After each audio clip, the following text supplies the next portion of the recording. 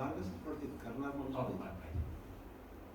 फक्त ग्रॅज्युएशन करत असताना बीकॉम फर्स्ट इयरला असताना माझ्याकडे एक सायकल आली, त्यावेळेस मी ती सायकल 700 रुपयाला विकत घेतली. त्याची सारखी चेन पडत होती, त्याच्यामुळे त्यालाही कॉलेजला जाताना किंवा शाळेत जाताना त्याच्यामुळे लेट होत होतं. पण कधीही मैत्री कुणासोबतच ठेवली नाही का, कारण मला त्यावेळेस एक कन्सेप्ट अशी होती की मैत्री केली की पैसे खर्चावे ऑब्विसली. कारण एक मित्र आज आपल्याला घेऊन चहा जर पाजत असेल तर आपल्याला उद्या त्याला चहा पाजवाच लागतो सर.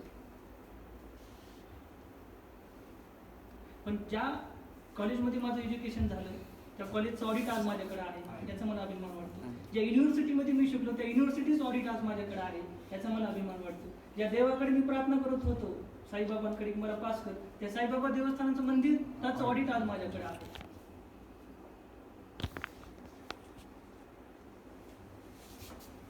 कुठल्या तरी ऑफिसमध्ये जाऊन कुठेतरी ऑफिस बॉयचं काम करत होतो, अशी आज 150 मुलं आज माझ्याकडे काम करतात, कामाला आहे. हे काय सर, हे फक्त समाजाचं प्रेम आहे. सरांच्या फ्लोअरमध्ये आज 10 सी आहे, 150 लोकांचा स्टाफ आहे. सरांचं ऑफिस पुणे, मुंबई, दिल्लीला आहे. सरांकडे नांदेड युनिव्हर्सिटी आहे, शिर्डी साई संस्थान आहे, पंढरपूर संस्थान आहे, कोल्हापूरचं महादेवी अंबा संस्थान आहे. अजून बरेचशा ऑडिट सरांकडे आहे. KBCD सेक्शन आहे पूर्ण, लातूर शिक्षण सरांकडे आहे. सरांची अशी भरपूर मोठे काम तर पाठी जातं. मावस भावाचा मोठा सहभाग आहे. हो, मावस भावाचा आजही मी तिथेच राहतो, सोबतच राहत होता.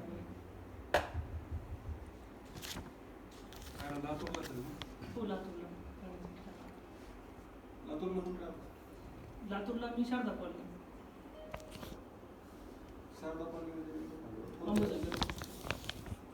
ज्यावेळेस CE झालं त्यावेळेस मुख्यमंत्री देवेंद्र फडणवीस साहेब होते, त्यांनी पत्र देऊन सत्कार केला.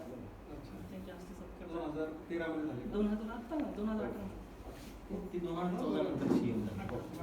जानेवारी 2018 मध्ये पास झालं. पण हे सर मेहनत करताना मला असं वाटलं नाही कधी हे अशी परिस्थिती येते, खूप मेहनत करत असतो आपण. असं नाही वाटलं सर्व स्टुडंट जेव्हा आपण आणि त्यावेळेस काय मोटिवेशन भेटलं तुम्हाला की कंटिन्यू करायला? नाही सर, नॉर्मली जो मोटिवेशन हा शब्द आहे ना, मी माझा पुण्यामध्ये एक इंटरव्ह्यू झाला होता, त्यांनी मला विचारले की तुम्ही इतकी मेहनत केली हे सगळं अचीव केलं, तुमचं मोटिवेशन काय असतं? नॉर्मली सर माझं डेली रुटीन तुम्हाला सांगतो. मी सकाळी 5 वाजता उठत होतो. 5 वाजता उठून वीटभट्टीवर कामाला जायचं, 7-7:30 पर्यंत काम करायचं. तिथून पटकन कपडे बदलायचे, 2 घास खायचे, चालत शाळेला जायचं. शाळेतून परत यायचं 12:30 वाजता, परत वीटभट्टीवर जायचं, परत दिवसभर काम करायचं आणि परत रात्री जाऊन रात्री 12-1 पर्यंत अभ्यास करायचा. तर ह्याच्यामध्ये मोटिवेशन काय असते विचार करायला वेळच नाही सर. मोटिवेशन तुमचं ते कामच होतं. काम म्हणजे माझं मोटिवेशन तुम्ही सर तुमच्यासारखी जी जनता आहे ना ती माझं मोटिवेशन. कारण तुम्ही आज कपडे घातले ना चांगले तर मला असे कपडे पाहिजे. मग मी असं कसं घालणार, तुम्ही कसं घालणार कपडे? मग मला मेहनत कमवावी लागेल, स्वतः पैसे कमवावे लागतील, मलाही कपडे घ्यावे लागतील, माझ्या घरच्यांना कपडे घ्यावे लागतील. शक्य नाही सर. वडिलोपार्जित माझ्या आजोबांनी केले, त्यांनी घेतलं का नाही घेतलं, माझ्या वडिलांनी केलं, त्यांनी घेतलं का नाही घेतलं, मग मी काय नवीन करणार या कामामध्ये? मला काहीतरी वेगळं करावं लागेल. माझं मोटिवेशन म्हणजे आपली जनता सर. त्यांच्याकडे पाहून मी शिकत गेलो. कुणी सायकल घेऊन आली तर मला पण सायकल पाहिजे. मग कशी येणार सायकल? हे कुठून आली? पैसे. पैसे कुठून येतात? एज्युकेशन. कारण आज जे लोक शिकलेत, वरच्या पदाला गेले, ते एज्युकेटेड आहेत सर. ते मेहनत केली, ते सहजासहजी बरी केली नाही. तुम्हाला असं नाही वाटलं का सर व्यवसायातून पण आपण थोडं? सर व्यवसायासाठी लागतं भांडवल. एक वेळ खाण्यासाठी पैसे नव्हते सर. 70 रुपये दिवसातून नाही. आणि सर म्हणजे सरांचा एक क्वेश्चन तो बरोबर आहे, पण आता येणाऱ्या काळात चांगला व्यवसाय करायचं म्हणलं तर तुम्ही चांगले क्वालिफाय असणं आवश्यक आहे की तुम्हाला सगळ्याच गोष्टी, टॅक्सेशन आलं पाहिजे, बँकिंग आलं पाहिजे, इन्व्हेस्टमेंट आली पाहिजे, बदलत्या काळानुसार तुमची बदलण्याची तयारी पाहिजे, टेक्नॉलॉजी ऍक्सेप्टन्स पाहिजे. नॉर्मली CA निवडलं कशासाठी? कारण खर्चच नाही, पैसे नव्हते माझ्याकडे, मग मी CA केलं, नाही तर मी डॉक्टर झालो होतो सर. शिक्षणामधून त्यांनाही अचीव करतात मेन आहे. आणि मोटिवेशन ॲज सच म्हणजे मोटिवेशन कसं असतं सर, TTच्या इंजेक्शन सारखं असतं. डॉक्टर साहेब त्यांना खूप कळेल. तुम्ही जेव्हा BAMS डॉक्टरकडे जाता ना तर ते काय करतं, इथं खूप दुखायचं, खूप पेन होते किंवा मार लागला, एकच इंजेक्शन देतं सर, माणूस टाईट होतं. पण तुम्ही जर ते MD किंवा MBBS कडे गेलं ना, ते रक्त तपासा, लघवी तपासा करून प्रोसिजर वाढवतच. मोटिवेशनचं तसं असतं. मी आज निगेटिव्ह झालं ना, मला कुणाचे तर 4 शब्द ऐकायला भेटले, मी खूप मोटिवेट होतो सर. व्हिडिओ आणि ते मोटिवेशन कधीपर्यंत असतं जोपर्यंत व्हिडिओ चालू आहे त्याच्यानंतर 1 दिवस. हो. हे झालं मोटिवेशन. मोटिवेशन पाहिजे का? हो पाहिजे, पण किती? थोड्या प्रमाणात. अंतःप्रेरणा महत्त्वाची. बरोबर आहे अंतःप्रेरणा. का? अंतःप्रेरणा. कारण आयुष्यात मोटिवेशन आणि पैसा तेवढंच पाहिजे जेवढं गाडी करण्यासाठी पेट्रोलची गरज असते. त्याच्यापेक्षा जास्त पण नाही, त्याच्यापेक्षा कमी पण नाही. सेल्फ मोटिवेटेड पाहिजे. कारण मी जेव्हा शिकत होतो त्यावेळेस ना माझ्याकडे मोबाईल होता, ना लॅपटॉप होतं, ना कॉम्प्युटर होतं. त्याच्यामुळे मोटिवेशन असं काही असतं हे माहीतच नाही. फक्त मला एकच वाटायचं की मला यांच्यासारखं लाईफ जगायचं आहे, मला यांच्यासारखं काहीतरी चांगले पदार्थ खायचे आहे. मग हे कुठून आलं? हे समाजातून आलं. त्याच्यामुळे समाजाचा मी खूप मोठा ऋणी आहे. त्यांनी मला जग दाखवलं सर. वय 28 वर्ष आहे, पण समाजाने मला अनुभव 50 वर्षाचे दिले सर.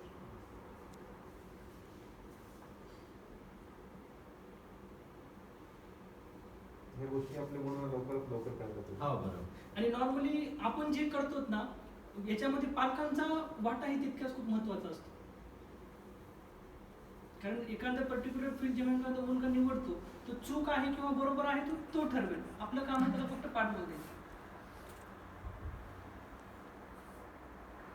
आमच्या नक्कीच पालकांना ते काही कळत नव्हतं तेवढं की आपण काय करतोय काय नाही. त्याच्यामुळे आम्ही आमची फील्ड निवडली त्यावेळेस त्या क्षेत्रामध्ये. पण नक्कीच एखादा जर विद्यार्थी घडत असेल तर त्याच्या मागे खूप महत्त्वाचं योगदान असतं तिथल्या शिक्षकांचा, खूप महत्त्वाचं योगदान असतो पालकांचा, आई वडिलांचा. महत्त्वाचं म्हणजे वडीलच हे असे असतात. नॉर्मली आई आपल्या मुलाला 9 महिने आपल्या गर्भात ठेवते, पाळते, पण त्या 9 महिने तेल घालून जे जागतं ते बाप असतं. सांगत कोणालाच नाही, फक्त आपल्या मुलासाठी मेहनत करतो. स्वतः फाटलेली बनेल घालेल पण मुलाला नवीन कपडे घेऊन देण्याचा प्रयत्न करेल. तो कोण असतो? तो बाप असतो. त्याच्यामुळे पालकांचं योगदान खूप मोठं आहे. आपण कितीही मोठ्या लेवलला गेलो, किती मोठी गोष्ट अचीव केली तरी शेवटी आपल्या आयुष्य आई वडिलांच्या पायातच आहे. कारण त्यांनी जन्म दिला म्हणून आपण इथपर्यंत पोहोचू शकतो. मग आता वडील सर आराम करतात. हो, आई घरी असते, वडील घरी असतात, एकदम रिलॅक्स.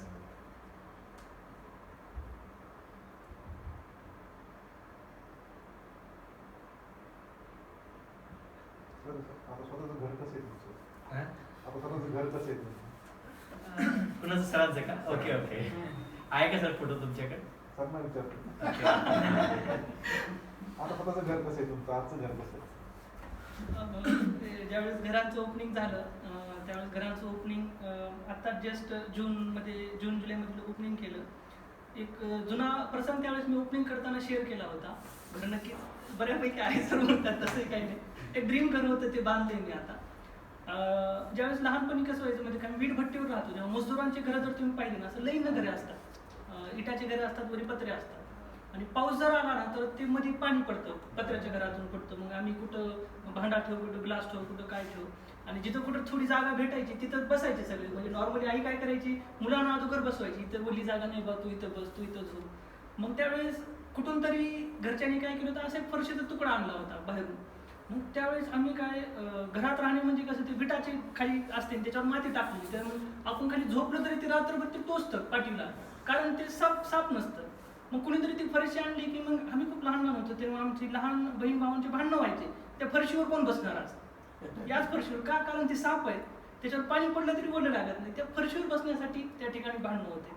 पण नक्कीच आज सगळ्यांच्या आशीर्वादाने सगळे जर राहण्यासारखं घर नक्कीच त्या ठिकाणी बांधलेलं आहे. मी घर आहे ते पण एक ड्रीम प्रोजेक्ट होतं. नॉर्मली सगळ्यांचे स्वप्न असतात की आपण काहीतरी अचीव केल्यानंतर स्वतःची गाडी असावी, स्वतःचं घर असावं. सगळं झालेलं आहे. गाडी कोणती सर?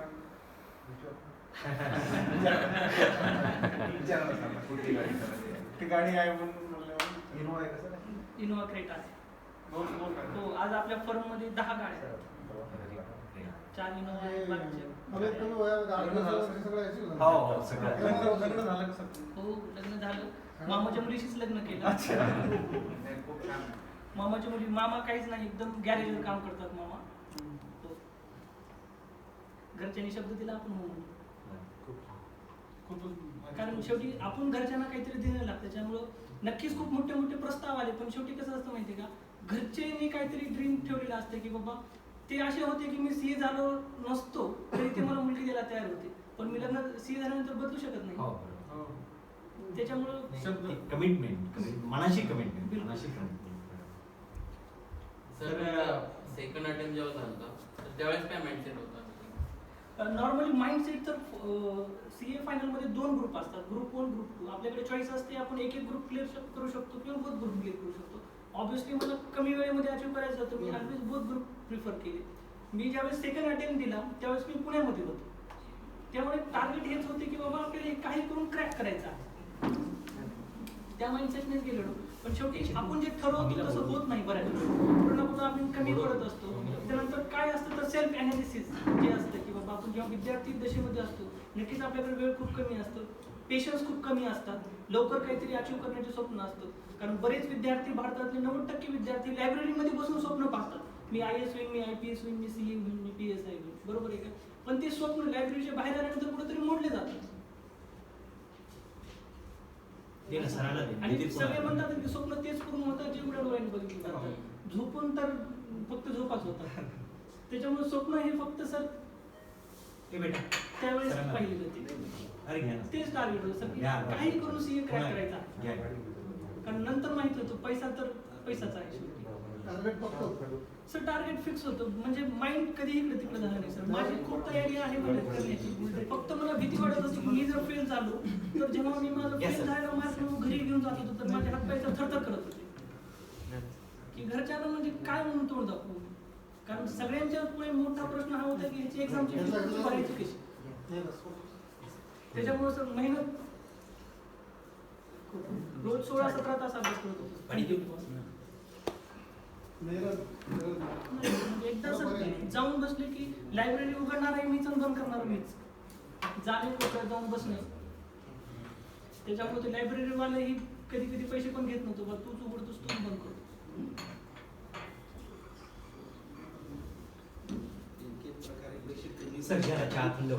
वेळ कसा जास्त जाईल, अभ्यास किती करता येईल ह्याच्यावर सारं लक्ष, बाकी काहीच नाही.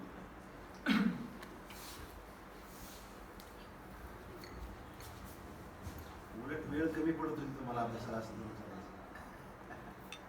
सर जेव्हा तुम्ही फेल झाले तेव्हा बाकीचे तुम्ही सांगितलं ना, बाकीचे लोक जे म्हणले तुम्हाला की सोडून द्या, तेव्हा तुम्हाला वाटलं नाही का आपण म्हणजे सोडून द्यायला पाहिजे? नक्कीच वाटतं ना म्हणजे सोडून करणार काय मजुरी. कारण जेव्हा आपण विहिरीत उडी मारतो ना तेव्हा उडी मारण्याच्या अगोदर मोजायचं असते किती खोलवर आहे ते मोजत होतं अगोदर. आणि माझं हे ध्येय पक्क होतं. समजा मी सोडलं होतं, ती जर सोडलं असतं ना तर आयुष्यभर सगळ्यांनी मला तेच म्हटलं असते की यू आर लुझर, तुम्ही लुझर आहात. आणि शेवटी ती गोष्ट कुठं ना कुठं एकांतात किंवा सगळ्यांमध्ये ते माझ्या मनाला वाटलं असतं की अरे मी ह्या चूक का करू शकलो नाही. म्हणजे आयुष्यभर मी ती ओझर डोक्यावर घेऊन चाललो असतो की मी कुठेतरी कमी पडते, मी कुठेतरी कमी आहे. इथं बसलेल्या प्रत्येकाला देवानं तितकीच बुद्धी दिली, तितकीच ताकद दिली. 2 हात 2 पाय 2 डोळे सगळ्यांनाच आहेत. मग आपण का नाही करू शकत? समजा उद्या मी एक पर्टिक्युलर CA जर पाहिलं असतं तर मला किती वाईट वाटलं असतं. हा झाला मग मी काय नाही. मग तो इम्पॅक्ट तिथेच थांबला नसता. तो इम्पॅक्ट कॅरी मी केला असता माझ्या डोक्यामध्ये, तो बग एक क्रिएट झाला असता आणि आयुष्यभर तो माझ्यासोबतच चालला असता. याच नाही, मी कुठलाही उद्योग केला असता तरी मला ते जाणवत असते अरे आपण CA झालो नाही मी ते सोडून दिलं, अरे आपण CA झालो नाही मी ते सोडून दिलं. तो लाईफ टाईम माझा इम्पॅक्ट झाला असता. पण आज असा इम्पॅक्ट आहे का? आज इम्पॅक्ट काय आहे? उद्या जर मी कुठली कंपनी जरी टाकली तर मलाच माहिती आहे की ती मी चांगल्या पद्धतीने रन करू शकतो. का? कारण मी करून दाखवलं याच्या अगोदर, मी करू शकतो. हे 2 शब्द जे आहे ना, मी करू शकतो, ते खूप मोठा बदल घडून आणतात. फक्त ते कोणी सांगण्याची गरज पडू नये. कारण खरंच आपण इतके हातबल आहेत का, इतके दुर्बल आहेत का कुणीतरी यावून आपल्याला उठावून चल उठ अभ्यास कर, याची गरज आहे का? कशाला आपल्याला प्रत्येक वेळेस मोटिवेशन पाहिजे? आपण स्वतःची मोटिवेशन बनवू. वडिलांनी समजा खूप मोठी प्रॉपर्टी कमवली, त्याच्या पुढच्या मुलांचं काम काय असतं? प्रॉपर्टी वाढवणे का त्याच्यावर जगणे? वाढवणे. मोटिवेशन हे प्रत्येक गोष्टीत मोटिवेशन आहे.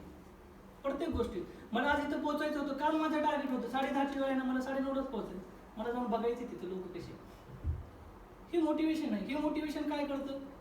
हे मला सकाळी 5 वाजता उठायला भाग पाडतं. हे मोटिवेशन प्रत्येक गोष्टीत आहे. फक्त ते आपल्यावर डिपेंड करते की ते आपण कसं घेतो आणि कसं त्या दृष्टीनं त्या पद्धतीने त्या ठिकाणी वाटचाल करतो. या गोष्टीत मोटिवेशन आहे. दोन प्रकारचे लोक असतात, एक ऑर्डिनरी, एक साधे. जसे गाड्या जर पाहिल्या असतील तुम्ही, मर्सिडीज गाडी सगळ्यांनाच माहिती आहे, बऱ्याच जणांनी पाहिली असेल. पण मर्सिडीज गाडीची एक क्वालिटी असते, कदाचित कोणी पाहिली नसेल. जेव्हा गाडी पंक्चर होते ना, आपण स्टेपनी लावण्यासाठी संदीप. मागची डिक्की उघडतो ना, तर मर्सिडीज गाडीमध्ये ग्लव्स ठेवलेले असतात पांढऱ्या कलरचे, 100 रुपयाला येतात. बरोबर, प्रत्येक गाडी ठेवते का ग्लव्स? पण मर्सिडीजवाले ठेवतात का? कारण त्यांना माहित आहे की हे जेव्हा स्टेपनी बदलायला जाईल याचे हात खराब होतील, म्हणून ते पांढरे ग्लव्स ते देतात. तसंच असतं. 2 विद्यार्थी आहेत ना, दोघं एकाच ठिकाणी बसतात, एकाच ठिकाणी अभ्यास करतात, एक सक्सेसफुल होतो, एक अनसक्सेसफुल होतो. का? कारण एक मर्सिडीज जे आहे आणि एक ज्ञान होय. आपली आपली विचार करण्याची क्षमता आहे. याला सर तिनं जो भेटत तुझं नाव काय? हां, निकिता. तिला सर 1997ला मी LICची एजन्सी घेतली. तर त्यावेळेस आम्हाला प्रत्येक मिटिंगला काही मोटिवेशनल स्टोरी सांगायची.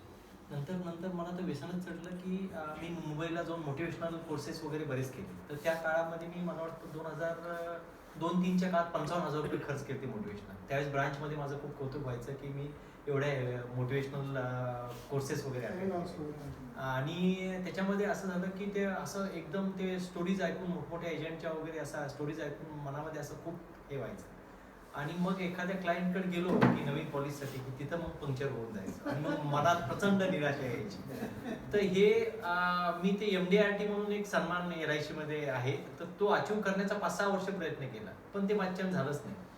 पण अनेक वर्ष असे अनेक एजंट आहे की एका वर्षी 10-10 वेळेस MDRT करणारे. तर ते जे मोटिवेशन तू जे म्हटले, आपली एखादी पुस्तक वाचून किंवा शेख सरांना आपण ऐकून काही दिवस आपण ते लगे करतो तसं, पण ते नाही होत. ते तुमच्या मनामधून किती अंतप्रेरणा आहे, जे पप्पा म्हटले अंतप्रेरणा ती जास्त महत्वाची की हे मला करायचंच.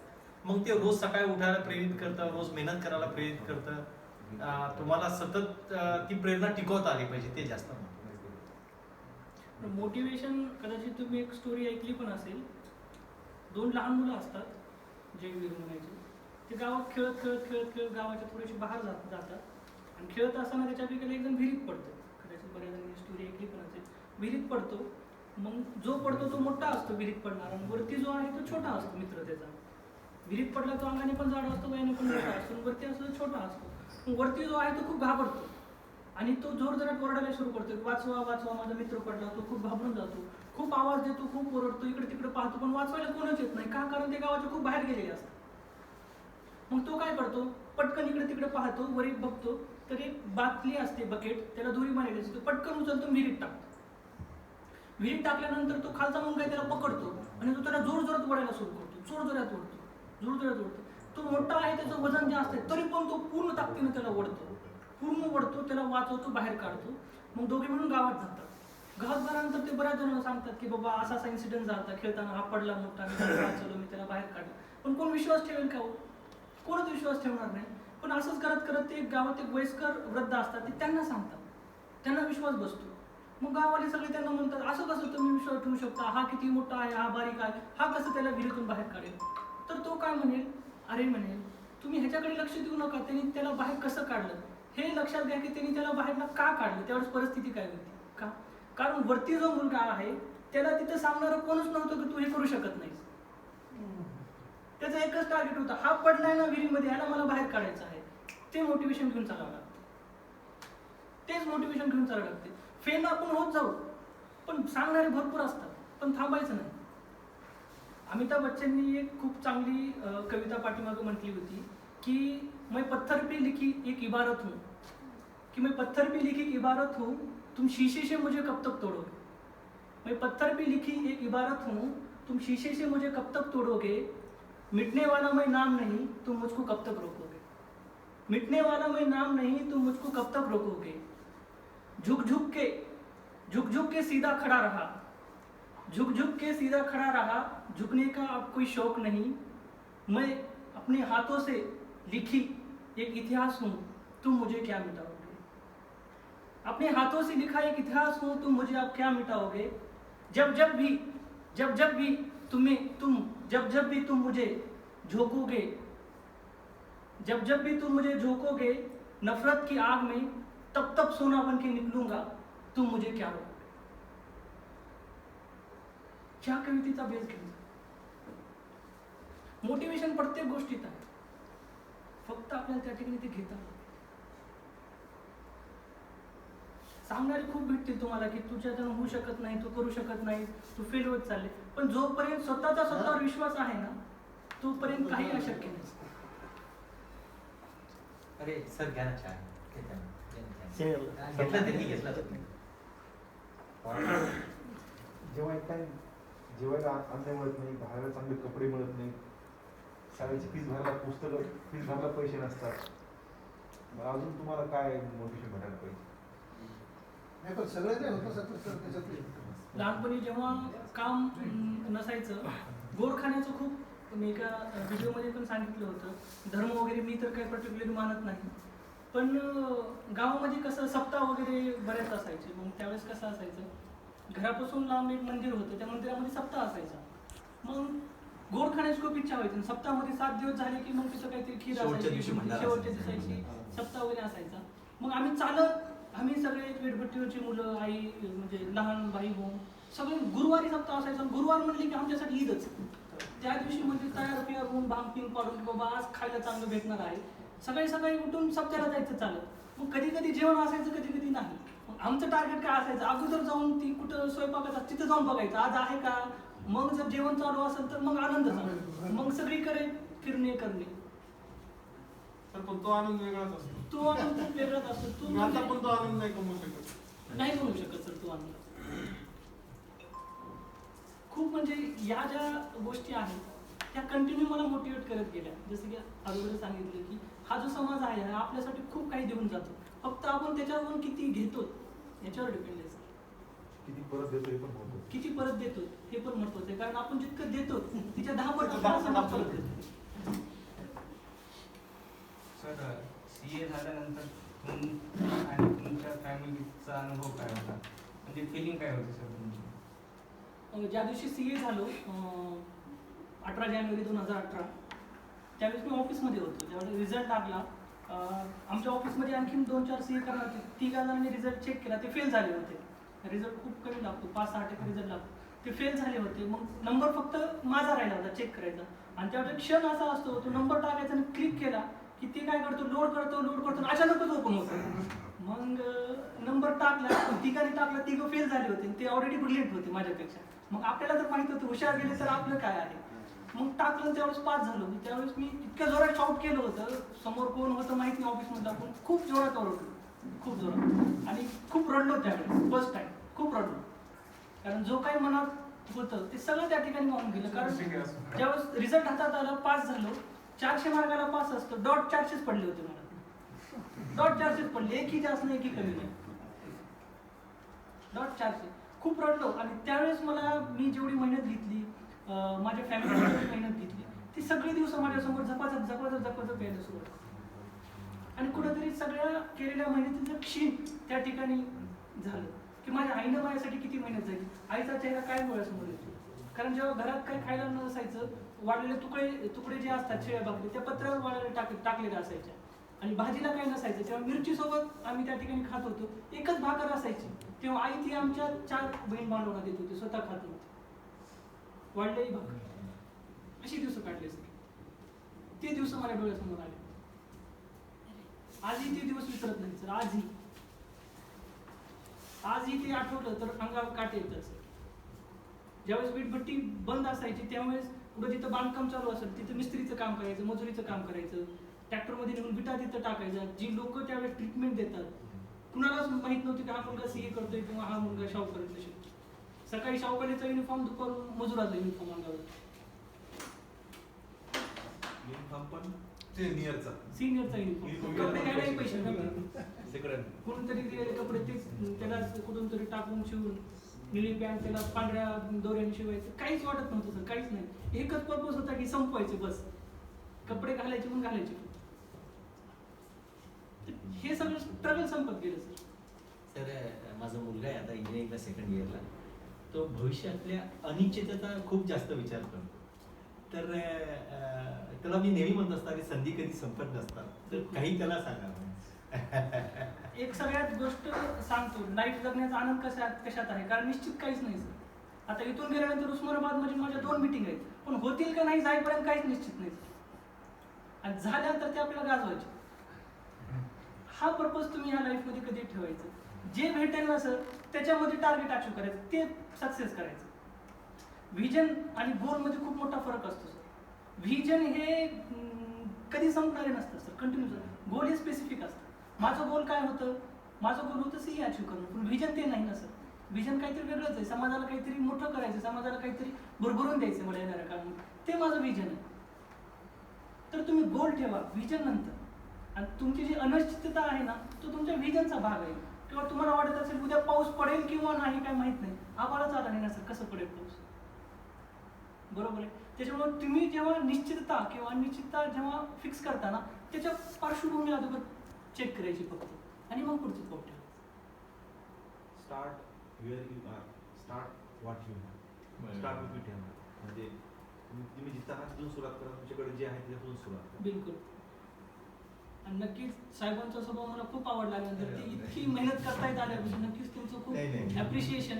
खूप उलट सर सांगायचं आता आमचे डॉक्टर भाग्यवान आहेत की इतके चांगले वडील तुम्हाला भेटले, वेल इस्टॅब्लिश आहेत, वेल एज्युकेटेड आहेत, मोठ्या कंपनीमध्ये आज त्या ठिकाणी आहेत. त्याच्यामुळं नक्कीच ही एक संधी आहे. इन शॉर्ट मी तुम्हाला म्हणेन तुम्ही इन कॅश करून घ्या. नाही सर, परवा दिवशी आम्ही अभय सरांनी मला बोलवलं आणि त्यांनी सांगितलं की प्रोग्राम आपल्या करायचं, तुमच्या घरी करून 15 लोकांपेक्षा जास्त लोक बसणार नाही. आम्ही एक वादे सरांकडे गेलो, तिथं नव्हतं. मग सरांनी ते बोलेपर्यंत इंजोरे सरांच्या घरी प्रोग्राम म्हणून मेसेज टाकला. आता याच्यात मला काल थांबायचं होतं गावाकडे, पुन्हा रविवारी दिवसभर गावाकडे थांबायचं, नाही थांबता येणार म्हणून मी नाराज होतो तसं बघितलं. आणि सर नाराज असतील माझ्या पक्ष व्यवहारामुळे. उलट सरांच्या आग्रहाने की होईना तुमची भेट होऊ शकली, तुम्हाला ऐकू शकलो. अंबडमध्ये बऱ्याच जाण्याचा प्रसंग आला, खूपदा ऑडिटसाठी आलो.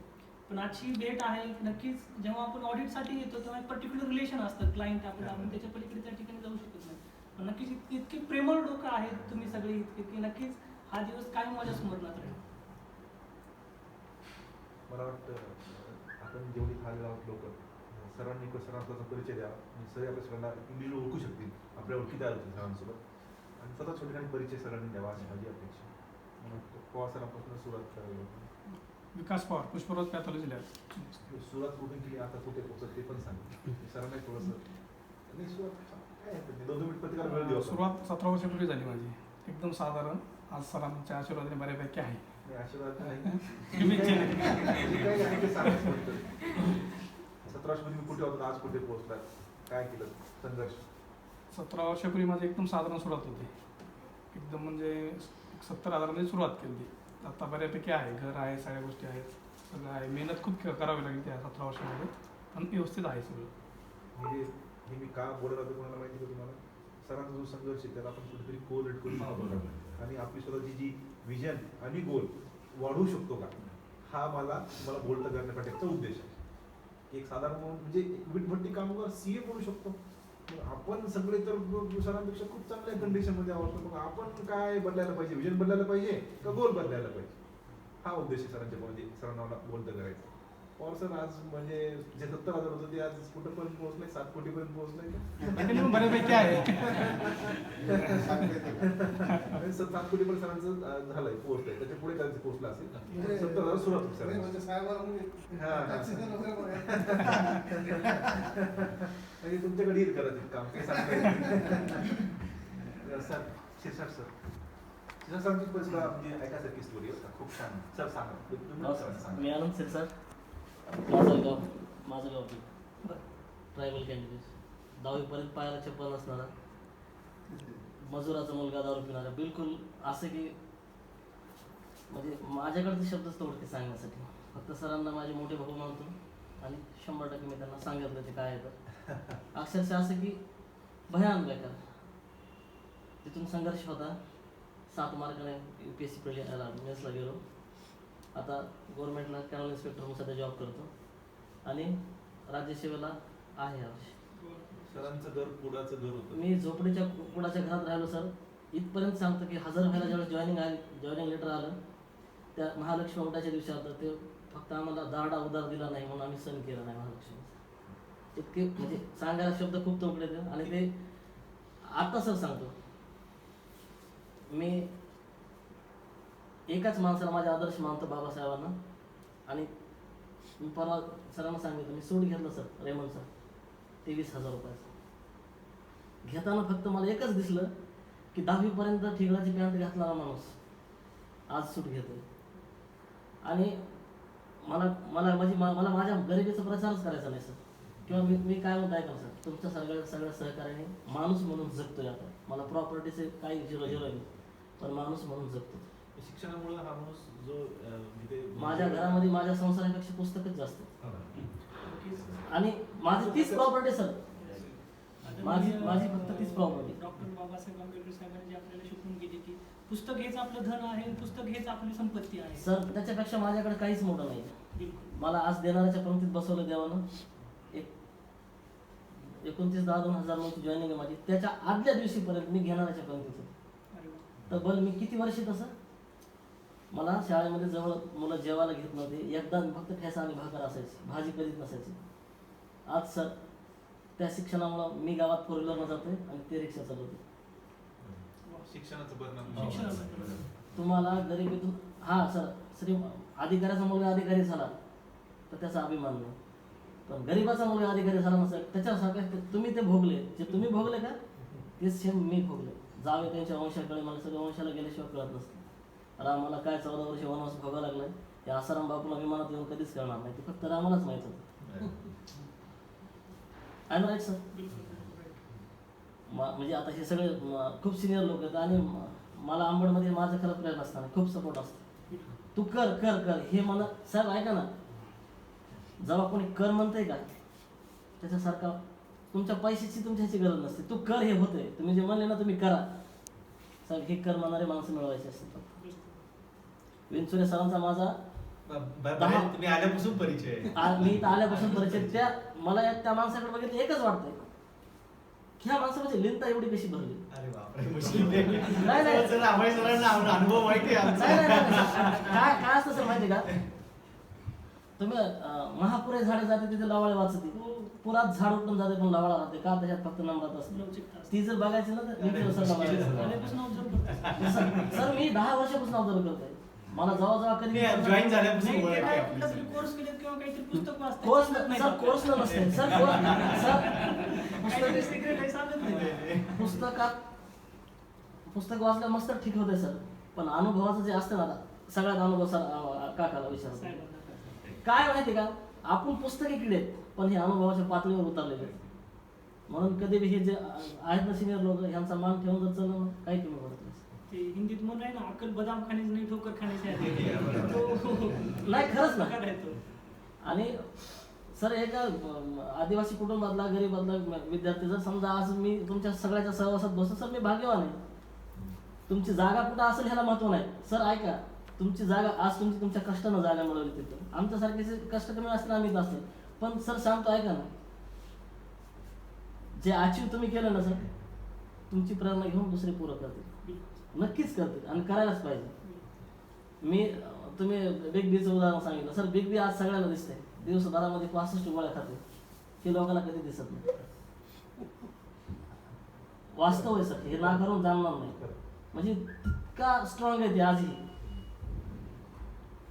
तुम्हाला माहिती आहे पोलीस चित्रपटाच्या वेळेस त्यांच्यावर कसं झालं होतं, नाही हार मानली आतलं तुटून. आपल्यात तर नुसतं थोडंसं मन काय आवडत होतं म्हणून आता डॉक्टरनं मला बेड रेस्टच सांगितलं, कारण ते लोक मेहनतही देखील करतात. आणि सर फक्त कष्ट करणारच यश आहे. आणि गरिबीतून बाहेर काढायला फक्त पुस्तकच काढू शकते. तुम्हाला बाकी काहीच काढू शकत नाही. तुमचा आणि माझा वैयक्तिक अनुभव आहे. तुमचा बाप करोडपती असला तरीही तुम्हाला तुमच्या स्थितीतून बाहेर काढू शकत नाही, फक्त तुम्हाला पुस्तक काढू शकत नाही. आणि अंबडमध्ये असे माणसं भेटले मला, माझे अभय सर आमचे खूप. आता 4 कॉल होते पण माझ्याकडे दुसरे लोक दिवाळीसाठी भेटायला आले होते. मी सर भुजने असे गव्हर्नमेंट 1990 जवळपास 5 वर्ष केलं. CSB 2000 महिना होता. नंतर 2010 मध्ये जायला गेलं, अभ्यास वगैरे करून सरळ सेवेनं प्रसार म्हणून नंबर दिलं. नंतर ट्रान्सफर 6 महिन्यात नंबर आणि तिथं झालं. ठीक आहे. बाकी आपली काही एवढी बेकारी परिस्थिती नव्हती. बरोबर, बेकारी परिस्थिती आहे म्हणूनच अचीव्ह करणं असं नाही, चांगल्या परिस्थिती सुद्धा अचीव्ह करणं त्याला पण खूप मोठं मोटिवेशन लागतं. तुम्ही ते केले अचीव्ह.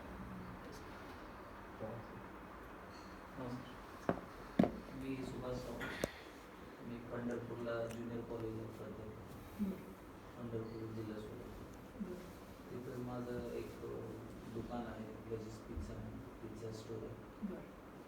ती चालवतो इथला प्रॉपर इथला लालवाडी त्यांनी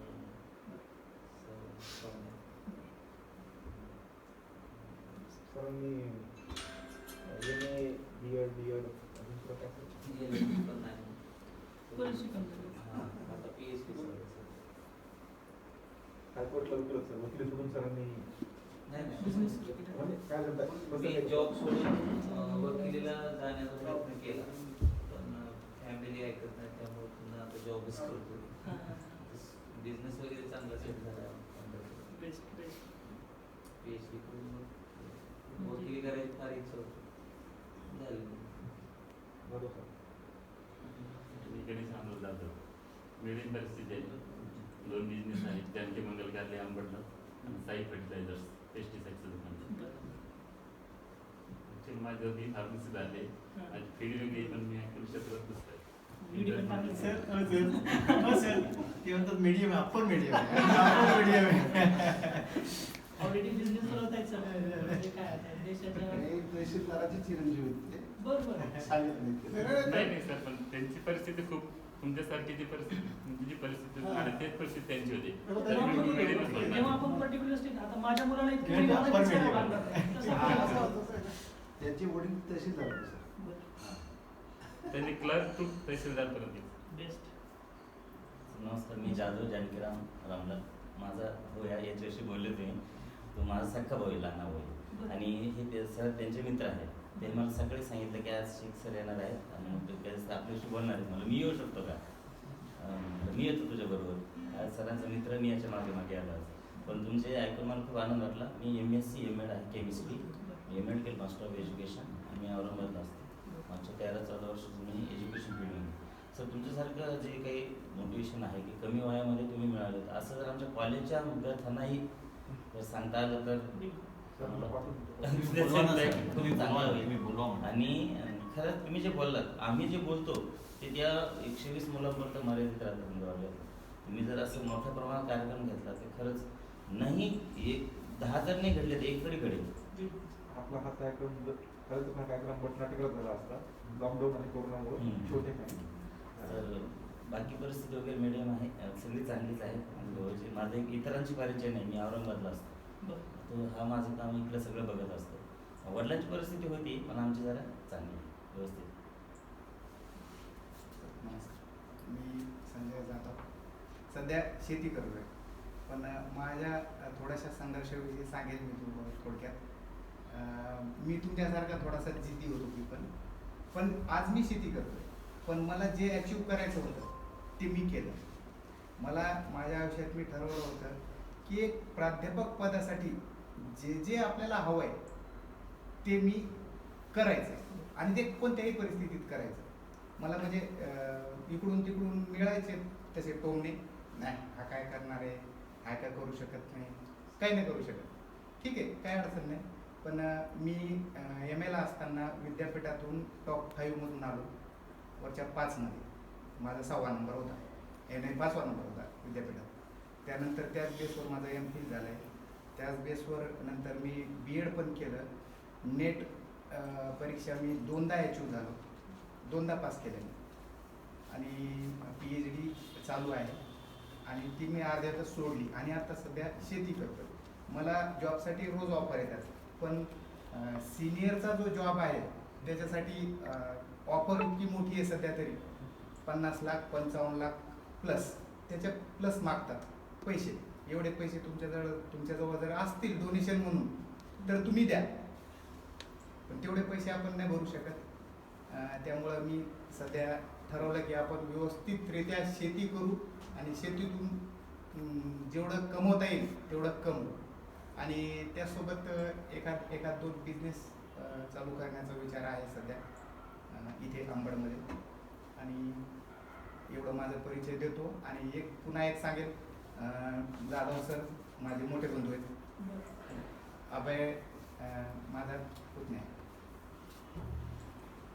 बोलण्यामध्ये लक्षात आलं ट्युनिंग्स बऱ्यापैकी सेमच आहे. आणि सोबतच आहेत प्राध्यापक सुभाष चव्हाण सर, माझे जीवलग मित्र. आम्ही एकदम सोबत आहे आणि हा संघर्ष त्यांना सुद्धा माहिती आहे व्यवस्थित. सर विलास राठोड माझं सर सध्या UPSC चालू आहे, बाकी BSc ग्रॅज्युएशन झालं आणि सगळं काही भेटलेलं आहे पप्पांच्या कृपेने. शिक्षण वगैरे त्यांनी चांगलं करायला पहिल्यापासूनच बाहेर, म्हणजे 10th-12thला पण लातूरलाच होतो सर. हो, केशवराजला होतो. नंतर मग बाकी कुठे काही अडचण नाही आली, पण आता चालू आहे. माझे 3 अटेम्प्ट झाले सर UPSC मध्ये, तर तिन्हीमध्ये प्रिलिम पण म्हणजे हे नाही झाली माझी, बट प्रयत्न चालू आहेत सर. नॉर्मली त्याला अटेम्प्ट नाही म्हणायचं सर, त्याला प्रयत्न म्हणायचं.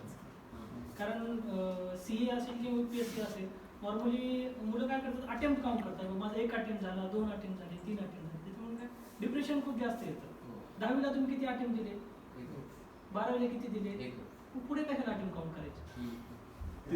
नाही पण ते सर एक हेजिटेशन येतं की म्हणजे 3 अटेम्प्ट झाले, कारण असं हेजिटेशन पहिले नाही आलेलं आहे ना, की फर्स्ट गो असं होतं असतं. पण first in the phase of life first असं झालं की आपल्याला हेजिटेशन येते दरवेळेस आपण कुठेतरी बॅक स्टेजला आल्यासारखं होतं. मग त्या फेजमधून जाण्यासाठी कोर्स तर द्यावा लागेल सर. बॅक स्टेज नसते सर, एक लक्षात घ्या, जेव्हा वाघाला मोठी झेप घ्यायची असते ना, तो कधी 2 पाऊल पाठीमागे जातो. तुमची झेप खूप पुढे जाणार आहे, त्याच्यामुळे तुम्ही 2 पाऊल पाठीमागे जातात, असा विचार. सर माझं नाव डॉक्टर सचिन राठोड. मी एमओसी करतो सर गव्हर्नमेंट मेडिकल कॉलेजला. माझं म्हणजे संघर्षाची काही मला गरज नाही पडली सर कधी करायची. माझे वडील जे आता येणार होते त्यांना काय कामाला त्या म्हणून घेऊ शकले. बाकी एमओसी चालू आहे माझ्या आणि अभय सर त्यांचे म्हणजे पहिलं म्हणजे त्यांनीच रस्ता दाखवला सगळा, त्यांच्या रस्त्यावर चालू. सरांचे वडील बिझनेसमध्ये चालू आहे, सक्सेसफुल बिझनेसमध्ये चालू आहे. सरांचे वडील अशिक्षित असताना सरांच्या वडिलांचं असं म्हणजे बऱ्यापैकी साम्राज्य होतं. आणि आम्हाला त्यांनी काहीच अडचण नाही दिली. त्यांचे एज्युकेशनमध्ये त्यांना कामापुरत आहे फक्त, पण त्यांनी आज म्हणजे MD मेडिसिन करून पण जेवढं कमवत होतो माणूस त्या लेवलचं त्यांनी कमवलं. फक्त काही एज्युकेशन असताना फक्त उद्योगधंद्यावर 2-3 शोरूम आहेत, 50 एकर जमीन आहे, म्हणजे काही नसताना जशी तुमची परिस्थिती आहे ना सेम त्या परिस्थिती सेम म्हणजे तीच हालाकीची परिस्थिती त्यांची. त्यांनी स्वतः आले असते त्यांनी सांगितलं घरातच ते सोर्स ऑफ मोटिवेशन आहे, त्याच्यामुळे ते 100% सक्सेस आहेत सर. हे काही झाले तरी वाया गेले नसते. सर मी इंजिनिअरिंग ग्रॅज्युएट आहे आणि जॉब करायचा नव्हता, समजा कॉर्पोरेट क्षेत्रात जायचं नव्हतं. सध्या मी टीचिंग फील्डमध्ये 8, 9, 10, 11, 12 त्याच्यानंतर पॉलिटेक्निकला टीचिंग करतो आणि त्याच्यासोबत बिझनेस क्षेत्रात बिझनेसमध्ये पण उतरायचं आहे. टीचिंग फील्ड प्लस बिझनेस ह्याच्यामध्ये नाव दादा आहेत, म्हणजे आबाई सर माझे बंधू आहेत. म्हणजे माझी इच्छा आहे की जे पप्पा करू शकले नाही, समजा वडील करू शकले नाही, समजा फॅमिलीमधले सगळ्या जणांनी केलं ते आपण पूर्ण करावं. आणि मी शिकाऊ कॅन्डिडेट आहे सर, म्हणजे आता मला एवढ्या लवकर हे सगळं काही शिकायला भेटते, समजा तुमच्यासारख्या लोकांचं ऐकायला भेटते, त्याच्यासाठी मी खूप नशीबवान समजतो. कारण की माझा ह्या फॅमिलीमध्ये जन्म झाला, म्हणजे काहीतरी मागच्या वर्षी किंवा म्हणजे मागच्या जन्मात पुण्य केलं असत, पण अशी फॅमिली भेटली की असे जण भेटले की जिथं सगळंच भेटलं समजा.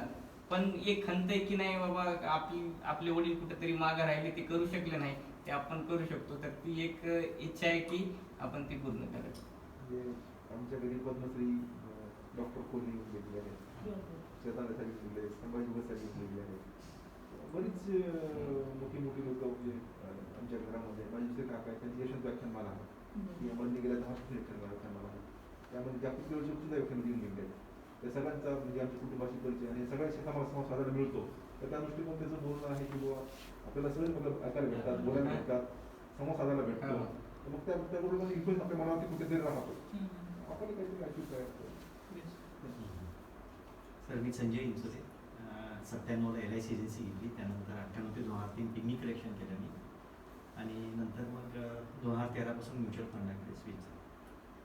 सरांचं पण किरायाचं घर होतं. हो, तिथं अगदी 500 रुपये महिन्याने राहायचो आम्ही तिथं पत्राच्या याच्यामध्ये. तिथं जवळपास 6 वर्ष राहिलो. नंतर सगळ्यात वाईट स्थिती अशी आली की सर 2006-07ला आम्ही रिलीफ पॉलिसीज खूप विकल्या होत्या, युनिट लिंक इन्शुरन्स. हा फेज होता 2003 ते 2007च्या दरम्यान इक्विटी मार्केट 5-6 टाइम ग्रो झालं. त्यानंतर डिसेंबर 2007ला मी MPची एक्झाम दिली, association of mutual funds India, mutual funds विकायला सुरुवात केली. तर त्या काळात मार्केट एवढं बुमिंग असल्यामुळे म्युच्युअल फंड्स पण खूप सेल केले आम्ही. आणि जानेवारी 2008 पासून जसं मार्केट पडायला सुरुवात झाली आणि नंतर ऑक्टोबर 2008ला अमेरिकेत सबप्राईम क्रायसिस झालं. तर त्यानंतर मार्केट ते जे 21,000वरून 8,000वर आलं, 65% मार्केट पडलं होतं. त्यावेळेस खूप वाईट वेळ होती, तर मी त्यावेळेस आत्महत्येचा विचार करायचो. रात्री खूप रात्र झोपत नसायचो मी त्यावेळेला. कुठल्या क्लायंटनी मला दुखावलं नाही कधी, पण ते माझ्या मनात एवढी प्रचंड निराशा आली की माझी मिसेस माझ्या मुलाला घेऊन असं आतमध्ये झोपायची, मी त्या हॉलमध्ये झोपायच्या रात्री, तर ते फॅनकडे बघून मला सतत करावं वाटायचं ते. तर तो फेज एक खूप 6 महिन्याचा खूप वाईट गेला माझा, ऑक्टोबर 2008 ते एप्रिल 2009. आणि 2013 ते 2018 चांगला मी क्लोज झालो. त्यानंतर माझं स्वतःचं इन्कम झालं.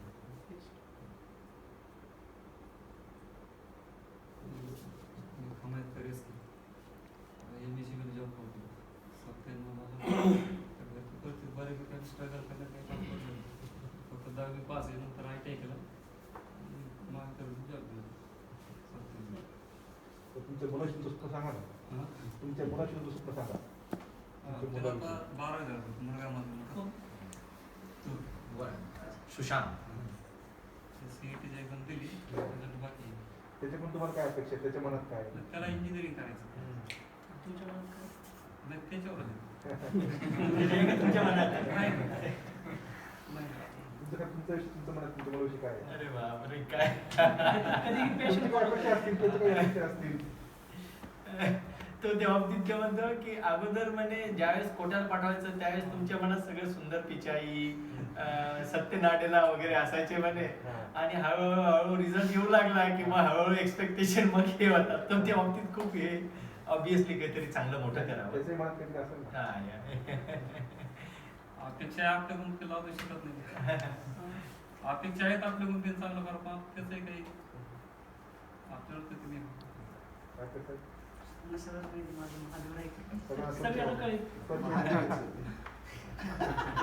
सर मी महादेव रायकर, इयर 26 आहे. मी माझं ग्रॅज्युएशन 2018 झाले, कारण माझा एक विषय निघत नव्हता सर. तर ज्या टायमाला सरांचं माझं हे झालं, ज्या टायमाला मी सरांची व्हिडिओ पाहिली, त्या टायमाला मला सर एका आयटममध्येच निघलं. BComचा विषय लय हार्ड नव्हता, पण मी जॉब करायची ॲक्च्युली. माझी घरची परिस्थिती बी एकदम चांगली आहे, एवढी हे नाही आहे. पण मी घरून सर आतापर्यंत काहीच नाही घेतलं.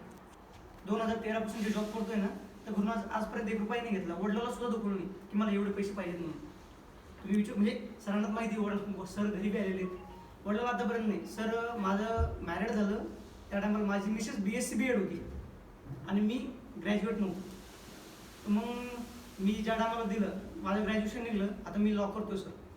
वडिलाला गावात सगळे वकील म्हणतायत, तुम्हाला दाखवायचं आहे की जे तुम्ही म्हणताय वडिलाला की त्यांचा मुलगा करू शकतो. मी लॉ करतो, लॉ फर्स्ट इयर चालू आहे माझं. मला LLB करायचं आहे. आणि त्यांना जे लोक म्हणतायत ते तुम्ही वकील आहात, कारण की ॲक्च्युली काय होतं की वडिलाला सगळं माहिती, वडिलाची जुनी 12वी आहे, तर वडिलाला सगळं माहिती आहे कानून कायदे. तर कुणी बी वडिलाला वकीलच बनतंय, तर मला वकील व्हायचं आहे. आणि मिसेसनी काय केलं, माझं स्वप्न आहे की तिला टीचर बनवायचं आहे. कारण की ॲक्च्युली कुणी, आता मी नाही सांगू शकत की कुणी कुणाच्या सुनाला टीचर करायचं. माझ्या वडिलाचं स्वप्न आहे, जशी मुलगी मी टीचर केली तशी माझी सून बी टीचर झाली पाहिजे आणि तिने समाजात वावरलं पाहिजे. आणि सर मी माझ्या मोठी गोष्ट नाही सांगत, तिला मी फर्स्ट TET द्यायला लावली, जी सेंट्रलची CTET असते ना, फर्स्ट टाइम द्यायला लावली. मी नाही म्हणत होतो, ती म्हणत होती द्यायची. मला पास नाही होणार, तू कशी पास होशील? तुम्ही आतापर्यंत एक पेपर नाही देऊन दिला मला, तुम्ही कसं म्हणता पास नाही होणार? सर तिच्यापेक्षा जे सिनियर आहेत ते नापास झाले, ती पास झाली. ज्या टायमाला मी रिझल्ट पाहिला, मी ऑफिसला होतो आणि आमचा जॉब आता तुम्हाला सांगितलं मी कसं आहे, मला तिचा कॉल आला की मी पास झाले. सर दोन्ही पेपर पास झाले, ती प्रीवी म्हणजे 1ली ते 7वी आणि 10वी, 9वी ते 10वी. ज्या टायमाला मी तिला घेऊन गेलो का सर, मी ग्रामीण भागातला आहे, आपलं काय असतं कुठं काय करणार आहे, ही कुठं पास होणार आहे, ह्या टाईपमध्ये मी तिला संडेला औरंगाबादला घेऊन गेलो. तिला म्हणलो मी कशाला देते म्हणलं, चल वापस आपला खरेदी करू म्हणलं, आणि वापस नाही म्हणे तुम्ही आणलंय ना मला, तुम्ही बाहेर बसा मी पेपर देते. सर ती काही जास्त मार्कांनी नाही पास झाली, जी कॅबल आहे म्हणजे 90चं पासिंग आहे ती पास झाली. सर मी विचार केला आपलं BCom निघत नाही, आपलं BCom निघत नाही साधं, तिचं पेपर पास होते. तर काय काय आहे?